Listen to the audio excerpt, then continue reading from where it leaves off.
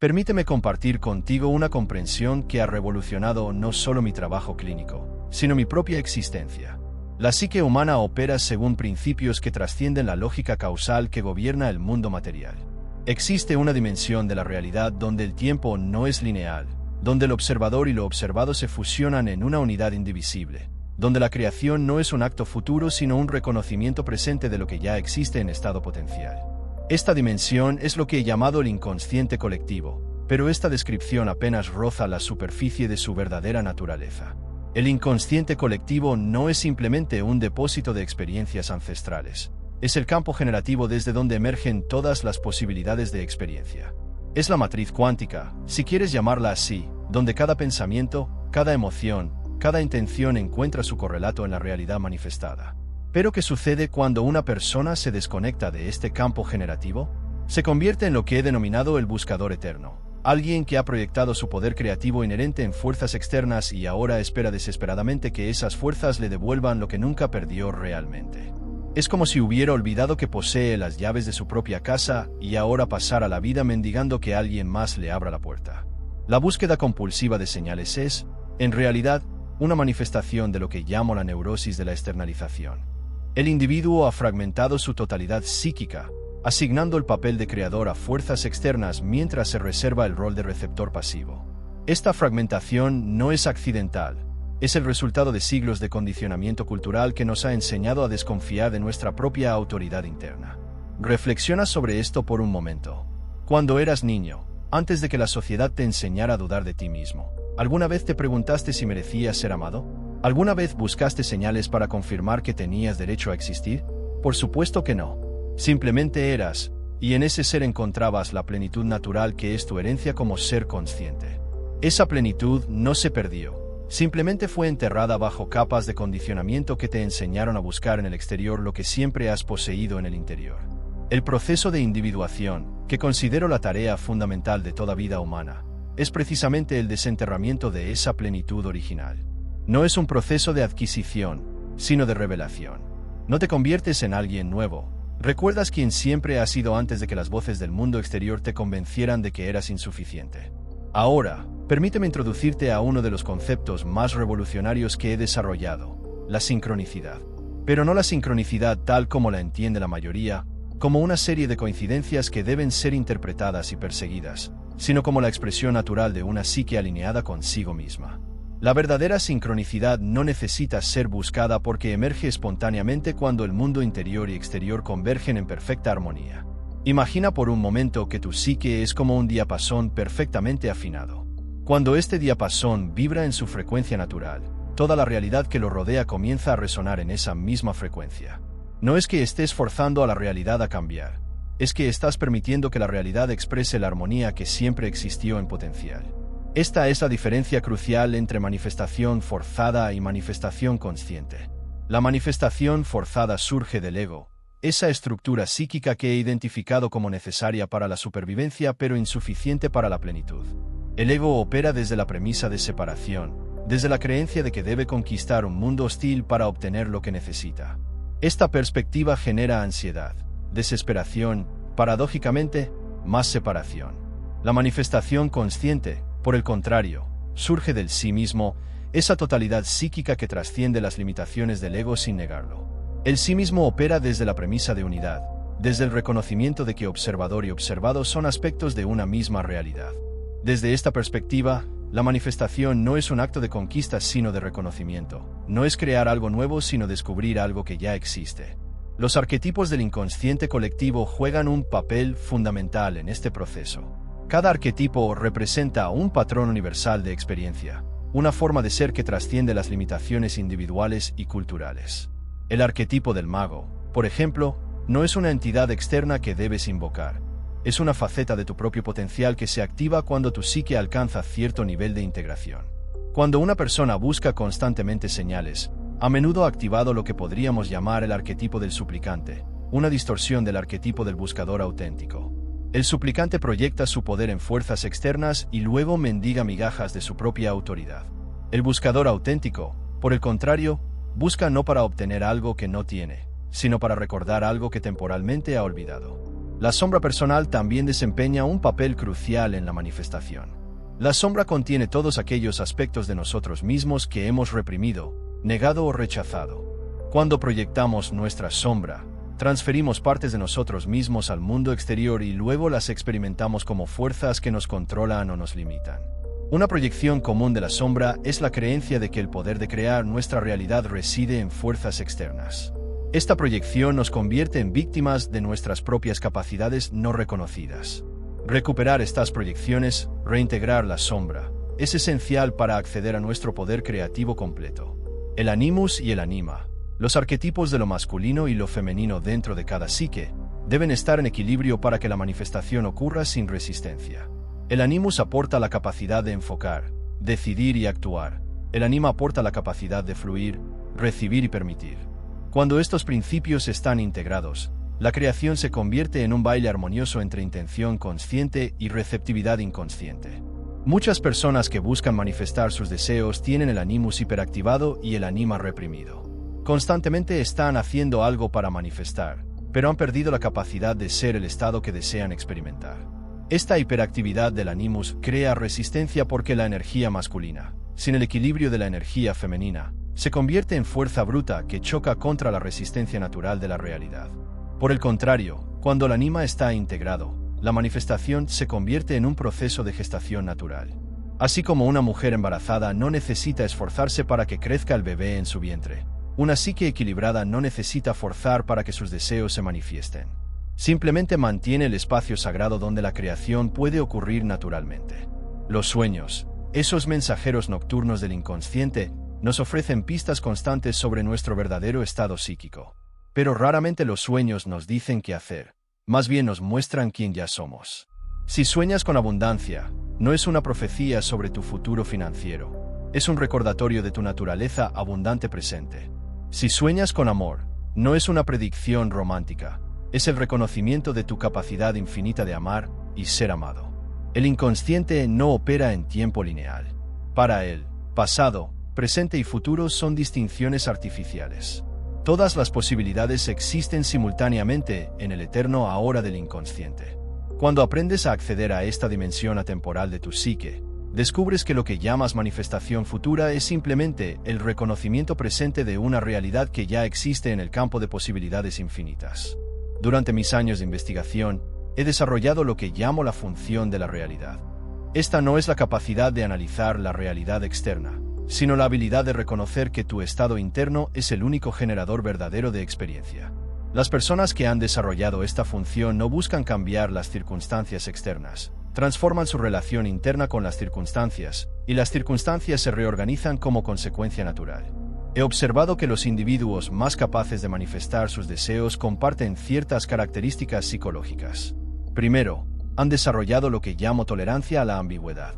Pueden sostener estados aparentemente contradictorios sin colapsar en la ansiedad. Pueden desear algo profundamente mientras simultáneamente se sienten completos sin ello. Segundo, han integrado lo que denomino la paradoja del esfuerzo sin esfuerzo. Comprenden que la verdadera creación requiere tanto intención consciente como relajación inconsciente. Es como aprender a caminar. Requiere dirección consciente pero debe convertirse en un proceso automático y fluido. Tercero, han desarrollado confianza arquetipal, que es diferente de la confianza del ego. La confianza del ego se basa en experiencias pasadas y lógica causal. La confianza arquetipal se basa en el reconocimiento de que ciertos patrones universales trascienden las limitaciones individuales. Cuando accedes a un arquetipo como el del creador o el mago, no estás dependiendo de tus capacidades personales limitadas, sino alineándote con fuerzas universales que operan a través de ti. La neurosis moderna del pensamiento mágico surge cuando confundimos la visualización compulsiva con la verdadera imaginación creativa. La visualización compulsiva es un producto del ego ansioso que trata de controlar el resultado.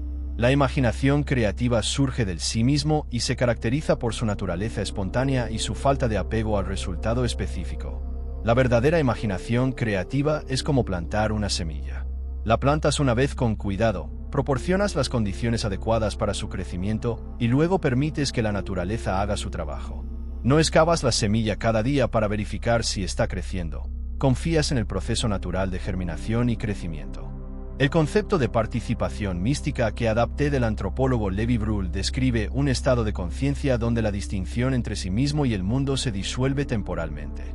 Aunque esto puede parecer regresivo desde la perspectiva del ego desarrollado, contiene una sabiduría profunda. La comprensión de que la separación entre observador y observado es, en última instancia, una ilusión útil pero no una verdad fundamental. Cuando recuperas la capacidad de participación mística de manera consciente, no pierdes tu individualidad desarrollada, sino que la integras en una comprensión más amplia de tu verdadera naturaleza. Te das cuenta de que eres tanto la gota individual como el océano infinito, tanto la nota específica como la sinfonía completa. Esta comprensión transforma radicalmente tu relación con la manifestación. Dejas de intentar manipular fuerzas externas porque reconoces que no hay fuerzas verdaderamente externas.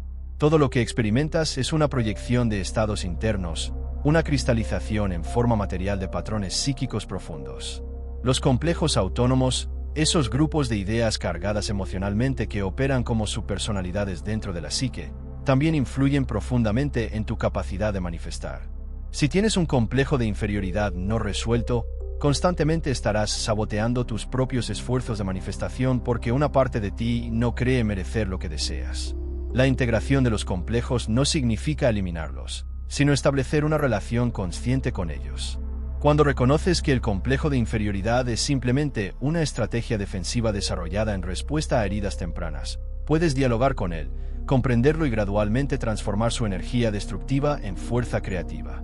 La función trascendente, ese proceso mediante el cual los opuestos aparentes se reconcilian en una síntesis superior, es quizás el mecanismo más importante en la manifestación consciente. Cuando experimentas simultáneamente el deseo de algo y la aceptación de su ausencia, cuando puedes sostener tanto la intención como el desapego, activas la función trascendente que resuelve la paradoja en un nivel superior de integración. Esta síntesis no es un compromiso tibio entre opuestos, sino una resolución creativa que trasciende las limitaciones de ambas posiciones originales. Es como la resolución de una disonancia musical en una armonía que es más bella que cualquiera de las notas individuales que la componen. Los símbolos personales y colectivos actúan como puentes entre el inconsciente y la conciencia, entre el potencial no manifestado y la realidad actualizada. Cuando un símbolo verdaderamente resuena contigo, no es porque hayas aprendido intelectualmente su significado, sino porque has activado una correspondencia arquetípica que ya existía en las profundidades de tu psique. La alquimia, ese arte medieval que tanto he estudiado, no era realmente sobre transformar metales base en oro físico. Era un sistema simbólico para describir la transformación de la psique, no integrada en el oro psicológico del sí mismo realizado. Los alquimistas comprendieron que la verdadera transmutación ocurre en el laboratorio interno de la conciencia. Cuando aplicas los principios alquímicos a la manifestación moderna, descubres que el plomo que debe ser transformado no son tus circunstancias externas, sino los estados psíquicos no integrados que generan esas circunstancias. El oro que buscas no es riqueza material, sino la riqueza de una psique plenamente actualizada. El proceso de individuación no es un camino recto hacia la perfección, sino una espiral ascendente de integración gradual. En cada vuelta de la espiral, encuentras versiones más refinadas de los mismos desafíos fundamentales, pero ahora los abordas desde un nivel superior de conciencia y capacidad. Esta comprensión es crucial para la manifestación porque significa que no necesitas resolver todos tus problemas psicológicos antes de poder crear conscientemente tu realidad. Simplemente necesitas estar dispuesto a trabajar con el material psíquico que se presenta en cada momento, usando cada desafío como una oportunidad para una integración más profunda. La proyección, ese mecanismo mediante el cual atribuimos a otros o al mundo exterior aspectos de nosotros mismos que no reconocemos conscientemente, es quizás el mayor obstáculo para la manifestación consciente. Cuando proyectas tu poder creativo en fuerzas externas, te conviertes en víctima de tus propias capacidades no reconocidas. La retirada de proyecciones es un proceso gradual que requiere tanto valor como humildad. Valor para reconocer que has estado dando tu poder a fantasías. Humildad para aceptar que el poder que tanto has admirado en otros ya existe dentro de ti, esperando ser reconocido y desarrollado. Los estados alterados de conciencia, ya sea a través de la meditación profunda, el trabajo con sueños, o la exploración cuidadosa de estados no ordinarios, pueden facilitar el acceso directo a las capas más profundas de la psique donde residen los patrones generativos de la realidad. En estos estados, las distinciones habituales entre posible e imposible se disuelven, permitiendo la reorganización creativa de los patrones psíquicos fundamentales. Sin embargo, es crucial integrar cualquier insight obtenido en estos estados en la conciencia ordinaria de vigilia. Los estados alterados pueden revelar posibilidades, pero es la conciencia integrada la que las actualiza en experiencia vivida. La relación con el tiempo es fundamental en la manifestación consciente. El ego lineal opera desde la premisa de que primero debe ocurrir A, luego B, y finalmente C. Pero el inconsciente atemporal reconoce que A, B y C ya coexisten en el campo de posibilidades. La manifestación no es crear una secuencia temporal, sino seleccionar conscientemente cuál de las secuencias ya existentes experimentar. Esta comprensión libera de la ansiedad temporal que caracteriza a la mayoría de los esfuerzos de manifestación. No estás corriendo contra el reloj para crear algo antes de que sea demasiado tarde. Estás simplemente eligiendo conscientemente cuál de las líneas temporales infinitas experimentar. El cultivo de lo que llamo paciencia arquetipal es esencial para este proceso. Esta no es la paciencia pasiva de quien espera que algo externo cambie, sino la paciencia activa de quien reconoce que está participando conscientemente en un proceso cósmico que trasciende las urgencias del ego individual. Los rituales personales, cuando emergen genuinamente desde las profundidades de tu psique rater que siendo imitados superficialmente, pueden servir como tecnologías de transformación psíquica. Un ritual auténtico no es una performance para impresionar fuerzas externas, sino una forma de comunicación directa con las capas más profundas de tu propio ser. La naturaleza cíclica de la psique se refleja en los ciclos naturales de manifestación. Así como la semilla debe atravesar periodos de oscuridad subterránea antes de emerger como planta, tus deseos más profundos a menudo atraviesan periodos de incubación invisible antes de cristalizar en experiencia manifiesta. Aprender a reconocer y respetar estos ciclos naturales elimina la frustración y la fuerza innecesarias del proceso de manifestación. Comprendes que los periodos de aparente quietud no son signos de fracaso, sino fases naturales de un proceso orgánico más amplio. La integración de la sabiduría corporal es crucial porque el cuerpo, lejos de ser simplemente un vehículo para la conciencia, es un órgano sofisticado de percepción que puede detectar realidades sutiles que escapan a la mente analítica. Cuando tu cuerpo está alineado con tus intenciones más profundas, se convierte en un instrumento de manifestación poderoso. Esta alineación no se logra a través de la fuerza o el control, sino a través de la escucha atenta y la respuesta compasiva a las necesidades y sabiduría del organismo. Cuando cuerpo, mente y espíritu operan como una unidad integrada, la resistencia natural a la manifestación se disuelve. El desarrollo de lo que llamo conciencia paradójica te permite sostener estados aparentemente contradictorios sin colapsar en la ansiedad o la confusión. Puedes desear apasionadamente mientras permaneces desapegado al resultado. Puedes actuar decisivamente mientras mantienes flexibilidad total. Puedes planificar cuidadosamente mientras permaneces abierto a posibilidades imprevistas. Esta capacidad de sostener paradojas es esencial para la manifestación porque la realidad misma es fundamentalmente paradójica. Eres simultáneamente el creador y lo creado, el observador y lo observado, el individuo limitado y la conciencia ilimitada. Finalmente, el reconocimiento de que toda búsqueda externa es, en última instancia, una búsqueda de tu propia naturaleza esencial, transforma la manifestación de un proyecto del ego en una expresión del sí mismo. No estás tratando de obtener algo que no tienes, estás permitiendo que lo que ya eres se exprese más plenamente en la experiencia. Esta transformación fundamental de perspectiva es lo que convierte la manifestación de un trabajo en un juego, de una lucha en una danza, de una búsqueda desesperada en una celebración gozosa de las infinitas posibilidades de la conciencia creativa. Recuerda esto mientras te embarcas en tu propio viaje de manifestación consciente.